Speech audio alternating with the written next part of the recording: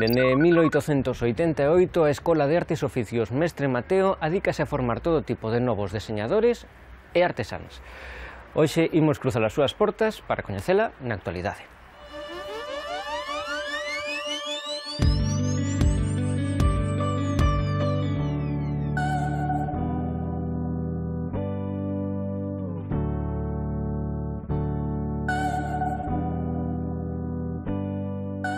Santi, encantado. Que tal? Estamos na Escola de Artes e Oficios Mestre Mateo, non?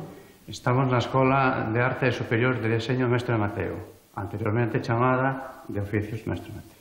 Perdón, todavía non estou actualizado. No, foi a medida que van pasando os anos, a denominación vai cambiando, non? Porque se van implantando en estudios que antes non existían. Hai 4 escolas na comunidade galega e están nos estudios superiores de diseño, son diseño gráfico, diseño de produto, diseño de moda e diseño de interiores.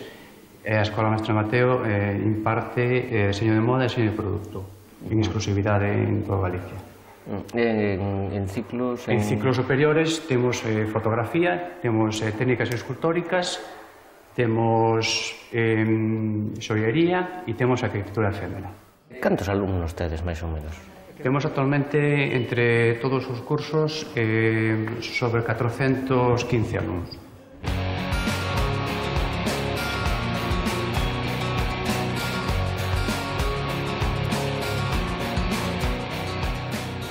Ti das clase en deseño de produto, non? Sí, na especialidade de deseño de produto. E que é o deseño de produto? Porque non ven xa deseñado de por sí o produto? Sí, en realidade todos os produtos que empregamos as persoas están deseñados por alguén. Detectar aí necesidades ou incongruencias que nesa relación que temos as persoas cos obxetos.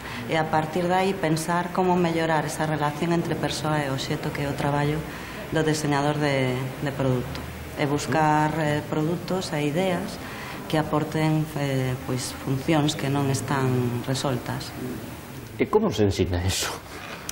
Pois como se ensina? Pois hai que aprender un montón de cousas para logo integralas todas nas propostas de innovacións e de deseño ou de redeseños dos produtos que temos. O deseño de produtos é como que abarca un mogollón de disciplinas distintas, non? Pois desde o deseño de envases, diseño técnico, deseño 3D, deseño gráfico.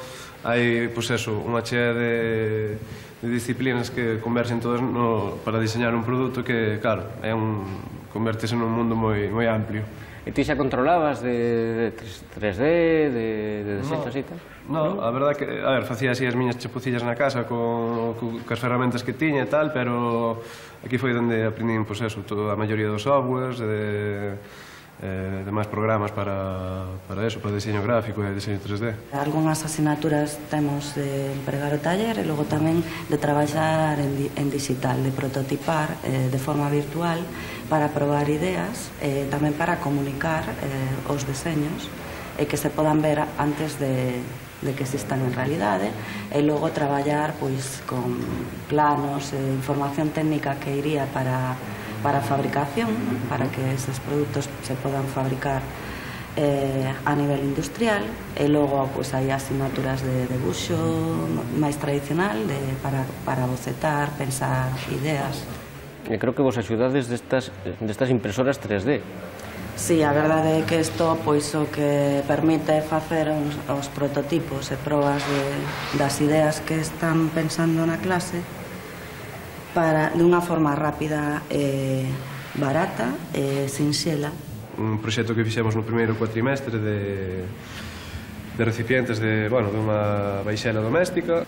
Son redeseños de envases que xa existen no mercado e que traballamos a forma para facelos máis ergonómicos e máis cómodos para o usuario.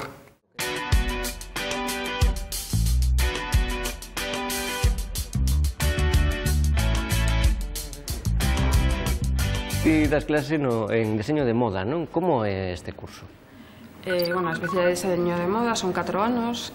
O primeiro ano é un ano moi xenérico, todo que é a disciplina de deseño, e despois a partir do segundo ano, terceiro e cuarto, que é o último ano, pois xa é a propia especialidade. O último ano, o cuarto é un pouco especial, porque a primeira parte son asignaturas optativas e a segunda parte son prácticas de empresa e o proxecto que é o que dá o título desta especialidade.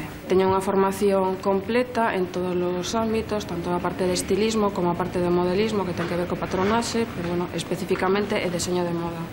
Teñen un campo moi aberto no mundo profesional. Que é o que facedes? Ti xa tes algunha prenda feita? Sí, de feito, teño esta. Era facer unha chaqueta americana, de a cal, pois, cada unha adaptaba como quería, facía os cortes que quixera, teníamos máis liberdade, pero partíamos dun mesmo patrón e dun material concreto, que era o retorno. Entón, logo cada unha, pois, añadía o que quería, facía as mangas como quería, ou cortes, entonces, dun mesmo traballo, veíamos unha evolución diferente dependendo de cada unha das compañeiras. Entón, é un traballo moi interesante, por exemplo.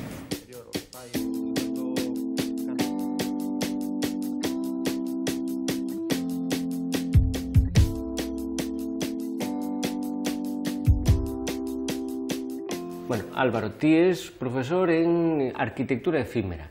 Que é isto? Que é un mogollón de poético, non? Bueno, soa ben.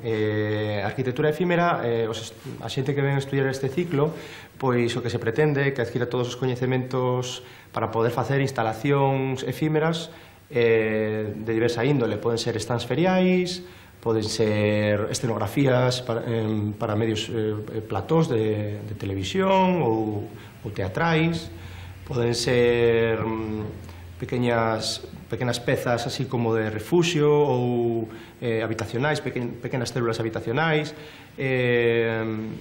instalacións en museos. Esta maqueta, concretamente, é un dos últimos proxectos. Digamos, a temática, o proxecto que tiñen que facer era un stand ferial, o que seleccionaron neste caso era un viño. Este viño faise concretamente na zona do Sil, dos cultivos heroicos, viticultura heroica, e o que quixo representar no seu stand un pouco esta topografía, este entorno dos caños do Sil, o que se expone directamente despois nesta topografía que se fai con madeira apilada, unha sobre outra, pois directamente o que despois aparece son as botellas, que é o produto final, un pequeno rincón para poder atender a xente. É un traballo conceptual bastante potente e penso que lle quedou moi ben ao alumno.